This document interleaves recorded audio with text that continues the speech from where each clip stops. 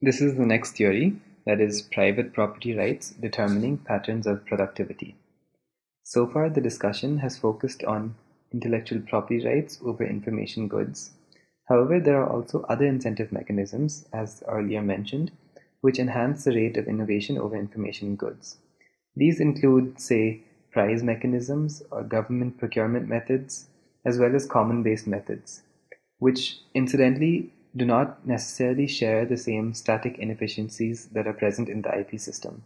In prize systems, an organization, usually the government or a philanthropic organization, offers a financial reward to anyone who creates a certain invention. Though the prize is usually predetermined, there are instances where it's been announced after the invention has come to light as well.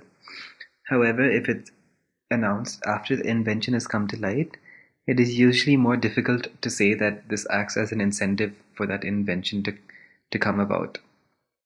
Prize systems are slowly generating renewed interest in information economics today. And of course, this is not unrelated to the growing criticism that the patent system is receiving. More basic research takes place under grants from the government or philanthropic funds, where rather than proprietary rules such as intellectual property, results are shared under norms of open scientific exchange. Similarly, the commons-based approach to creation can be characterized as a production that is based on collaborative approaches rather than proprietary approaches. A good example is that of Wikipedia, where anyone can make or edit an entry, and then this is then peer-reviewed by other volunteers. Similarly is the open source movement, which has been particularly successful in the field of software. So the question now arises that if these other systems may not have the same level of static inefficiencies that are present in the IP system, why do we look at the IP system? To answer this, we have to look at the question from another angle. As the intellectual property regime relies on a marketplace to give out signals, that is market signals, which are then translated by innovative firms or creators or whoever it is making the inventions. They use this information that the market gives them to determine where they want to allocate their inventive resources. Thus, the decentralized system, that is the IP system, it helps direct innovative resources towards maximizing social welfare. We say maximizing social welfare as there is an assumption that consumer demand would determine successes and failures in the market, and by extension, goods that met the most social value, that is, goods that people are most willing to pay for, would be indicated through market signals. And thus, market signals would indicate which goods are valued the most on the market. In contrast, for example, in a prize system, the prize setters would be tasked with determining how and where their prize fund could maximize social utility. And the cost of generating such information is extremely high, because generating the amount of data required to come to a conclusion as to what type of good or what type of innovation is most valued or will have the most value is extremely expensive to undertake.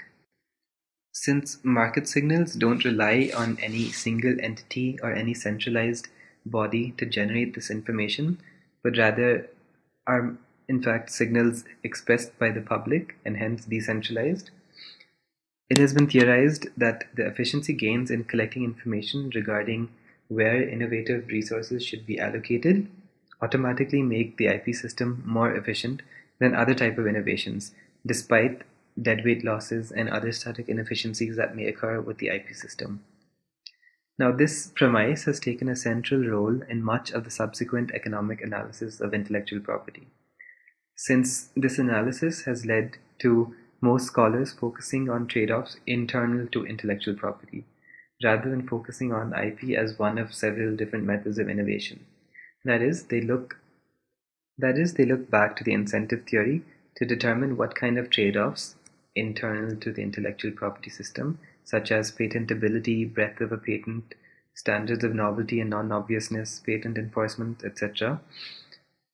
There are also questions of restrictions or limitations to intellectual property, which are often debated in terms of transaction costs, such as preventing the abuse of patent rights, or flexibilities, such as compulsory licenses, fair use and copyrights, etc., as the transaction costs involved in the ordinary execution of such exchanges would be too high to allow the information goods to reach the hands of the people who are able and willing to pay for this.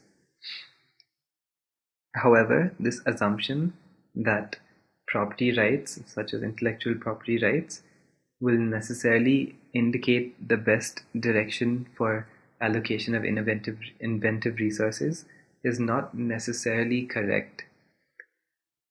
It's useful to look at the differences between physical property rights and intangible or intellectual property rights, which may help to understand why this false assumption may occur. In the case of physical goods, property rights are often seen as the best method of ensuring that physical objects, or land as the case may be, is best made use of, as it is commonly understood that private ownership incentivizes owners to make best use of that property rather than if it were held in the commons, that is, preventing the tragedy of the commons. On the other hand, as the economics of information makes clear, so-called property rights over intangible property are given despite the fact that most efficient use of that information or knowledge is when it is available to the public.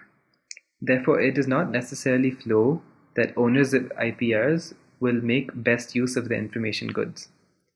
Neglecting this distinction often undermines the importance of the public goods nature of information. It also thus undermines the importance of the public domain. If the trade-off isn't properly calibrated, there is a danger of allowing deadweight losses to overshadow any dynamic efficiency-based gains. The paradox thus remains. If IP is made stronger than required, you will get clear market signals as to what type of activities are most desired, or rather that people are most willing to pay for. However, granting overly strong IP rights would lead to over-investment in certain market-centric types of products. However, it's not necessarily true that the best use of intangible information is necessarily in market-centric types of products in the first place. Therefore, it is not very clear that market signals will indicate at all whether information or innovative resources should be directed towards goods or towards causes which do not necessarily make an impact on the market, or not directly on the market, such as education, primary research, health of the poor, etc. Moving on to slide number 14. The third major theory, or rather approach, looks into racing issues, or non-coordinate issues, also known as reducing duplication issues. This category looks to reduce economic wastage that can occur in the inventive process through IPRs, and has broadly led to a re-examination of IP as one of the at least three methods of innovation, rather than as a sole determinant of innovative activity. Although questions internal to the IP regimes are still most predominantly discussed in the IP innovation framework, due to, as previously discussed, the patterns of productivity of private property, it is worth noting that there is a small but growing dissent to the premise that IP is a more efficient system than other innovation systems. Looking at the issue of racing, that is, when multiple firms separately expend resources working towards the same goal, two innovation systems, that is the IP system and price systems, could result in a lot of duplicative and wasteful investment, as eventually only one entity will secure the incentive at the end. With regard to racing, government procurement may be more efficient, as this process limits the number of entrants and thus reduces the potential costs of duplicative research. Although it is true that since separate firms undertake the risk of entering into the race for securing the incentive at the end in IP systems and price systems, this overall duplicity which results is often a waste of resources. The other side of this coin is that IP systems and price systems both allow entrants to self-select whether they are suited for that innovative activity. Since entrants are themselves better placed to make use of private information to decide whether they are well suited to competitively invest in allocating their inventive resources towards this incentive goal. If they cannot competitively invest their resources towards this goal, then there are various other types of inefficiencies that can arise, as the financial incentive is awarded or promised upfront and not based on the result. For example, this could lead to delays or low quality work. At the same time, government contracts and price systems face a significant problem. The fund allocator must determine the value of an innovation as well as amongst which innovators the fund must be spread over.